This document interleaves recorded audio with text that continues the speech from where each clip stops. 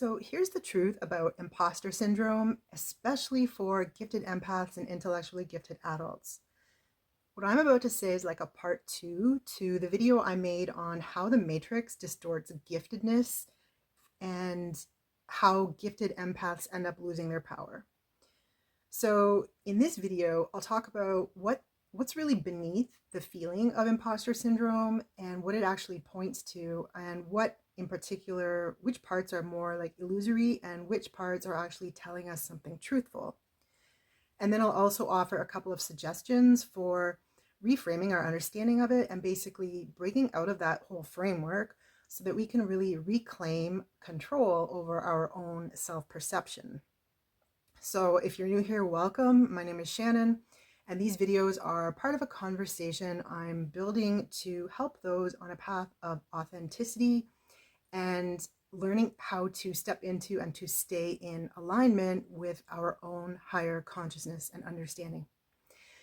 So, and soon I'll also be bringing out a detailed guide on this issue of imposter syndrome for gifted adults specifically. And so if this is a topic that you know you're working on or you're stuck with, I'll have a sign up link below this video, and I'll let you know like when it's ready and then how to download it. So yeah, if you have any questions that come up on this topic, please put them in the comments and I will do my best to also incorporate that.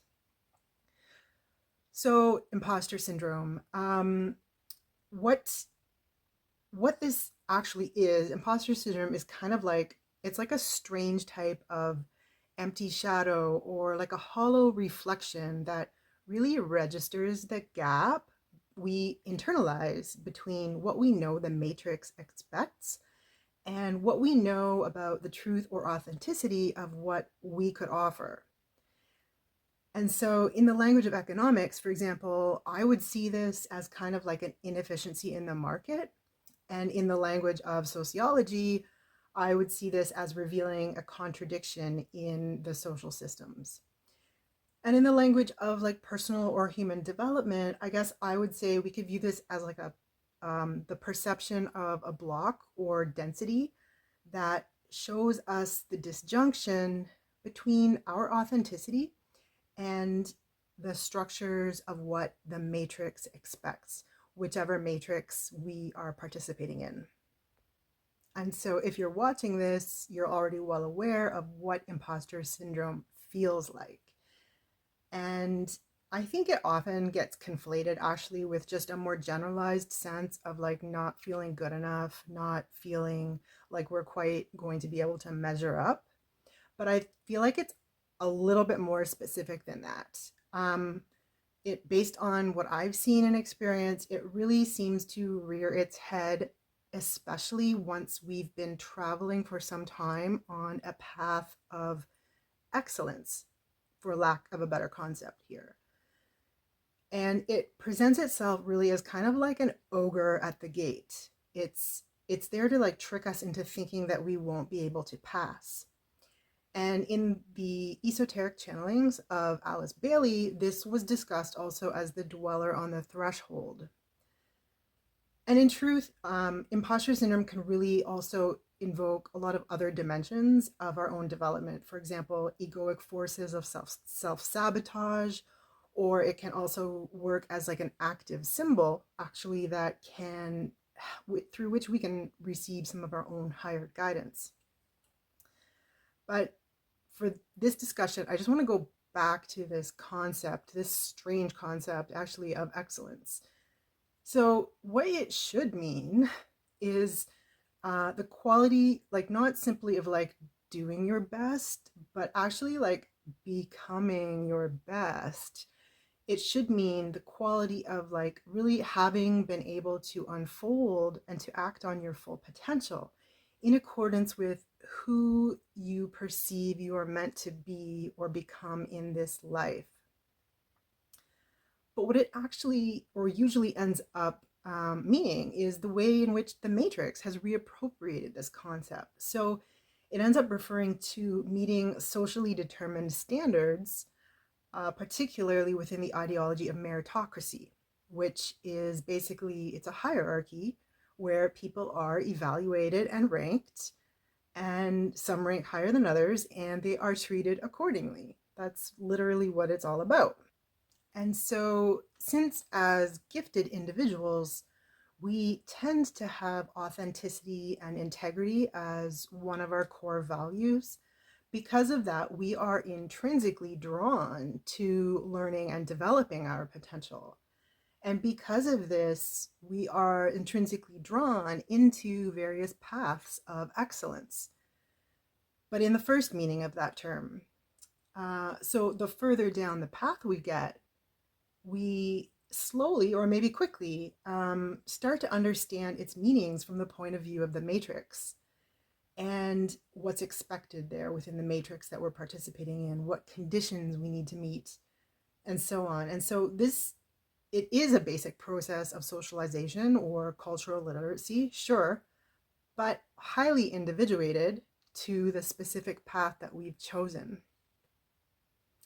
So we end up integrating this though, and the way we integrate this is to view excellence or mastery in our area as embodying a certain value or set of values. And then what we do is we internalize the meritocracy in terms of like how well or how much we measure up to these values. And that's where the concept of perfectionism enters. Now, the neurotypical approach to this concept is pretty black and white. It's pretty reductive, and it basically just says, well, obviously, avoid perfectionism. The perfect is the enemy of the good, and all of these sayings. And yet, these pithy simplifications like this literally don't land for a lot of gifted people because of everything they're not addressing. And as I've explained before already, we're intrinsically drawn to complexity. Like that's part of our purpose, to integrate higher levels of understanding. And so for this reason, like sayings like that, approaches like this can often end up actually introducing a lot of confusion because of what they're not addressing. So in the language of data science, this would kind of be like a model that is underfit to the data. It's not effectively capturing the important relationships or enough of them. And so the truth of imposter syndrome is that, again, it's this weird shadow artifact of the matrix. It's like an active container or transformer that mobilizes our empathy and our sympathy or sensitivities to turn against ourselves, basically, so that they don't produce friction for the functions of whatever matrix we need to participate in. And so unless you're like completely financially independent or somehow your life doesn't have to touch the internet in any way, we're still all part of some matrix, because everything we see today is still like the residue of like so many past layers of matrix, and it works like a blockchain basically, and like good luck trying to like delete anything or change anything on the blockchain. So and again, if you want more on the way I'm using matrix here, I did a couple of other videos on that explaining how I'm using it. It's not like just a metaphor. I'm using it as an actual model, like a pragmatic model for our own liberation. So imposter syndrome is basically a structural reaction to the matrix within the context of meritocracy.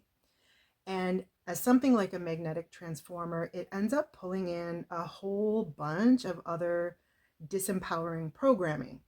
For example, mistakes we've made in the past that we just don't want to repeat again because we're learning, or all the other shame that kind of like floats around the atmosphere of our culture, particularly a lot of expectations placed on women and on the extraction of emotional labor and these kinds of things. And it can also bring in fears of visibility and persecution, and the whole feeling of like, I'm going to get caught, like they're going to find me out. A lot of this comes from like sometimes like past lives, or it's just in the trauma that kind of still sits energetically in various transpersonal forms of memory. But there's also a type of shame or inadequacy that I think is unique to intellectually and creatively gifted people, and it relates to us being considered more than. So, if you're familiar with neurocomplexity, in this context, this is how we're described. Um, for example, ADHD, autism are often wrongly seen as like deficits or less than. And in that context, giftedness is seen as a more than. So I think that model is a little bit wrong because these are all just varieties of being more than along different dimensions. So deep down, as gifted empaths, we know part of our purpose is to deliver on this more than. We can feel it when we're not.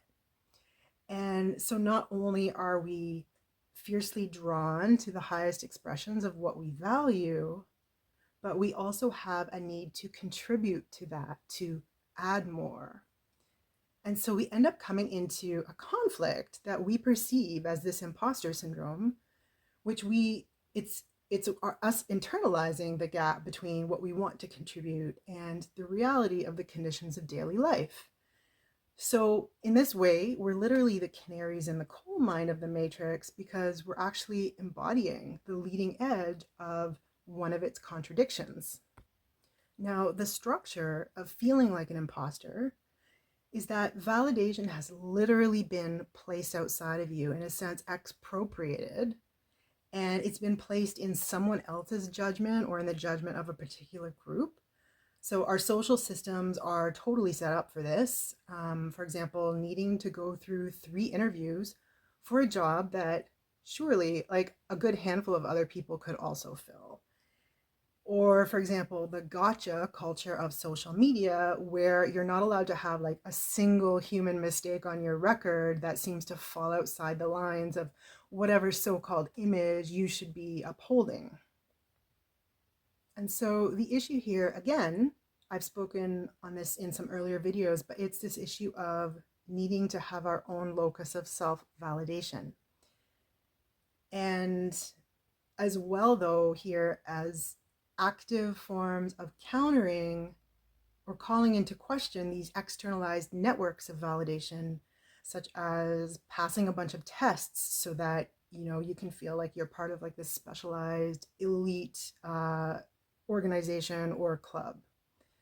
And so the first thing here again is to just acknowledge that like there's nothing wrong with you, and we're actually made to feel this way, and it's all the more evidence of our own gifts if we can overcome this feeling of imposter syndrome. But also to know that just like other social biases like racism, imposter syndrome is kind of baked in. So you need to anticipate that it's going to come up again and again, and you just have to deal with it each time. So one effective countermeasure that you can take to really cultivate your own creativity along lines that, as much as possible, don't feed into the matrix.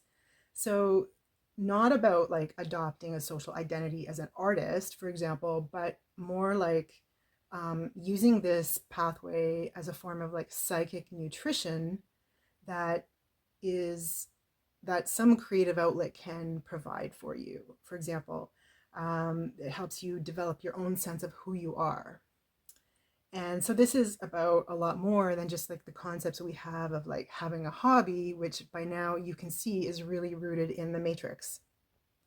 Now, a second countermeasure here that's really effective is to just actually take explicit note of all the places where the matrix actually lies, where it doesn't even keep its own word on the conditions that you're supposed to meet.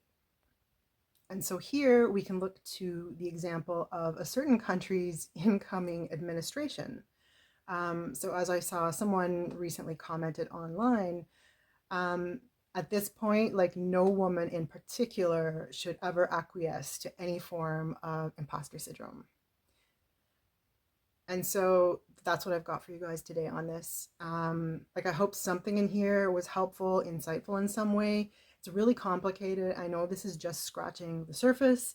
So again, that's why I'm going to bring out a more detailed guide on this, specifically for other gifted individuals, how we can overcome this, how we can make a new framework. So again, yeah, the link is going to be in the box below this. And if you have any questions at all that have come up from this video, put those in the comments. I'm going to try to incorporate those. And yeah, thank you so much for watching, and I look forward to talking with you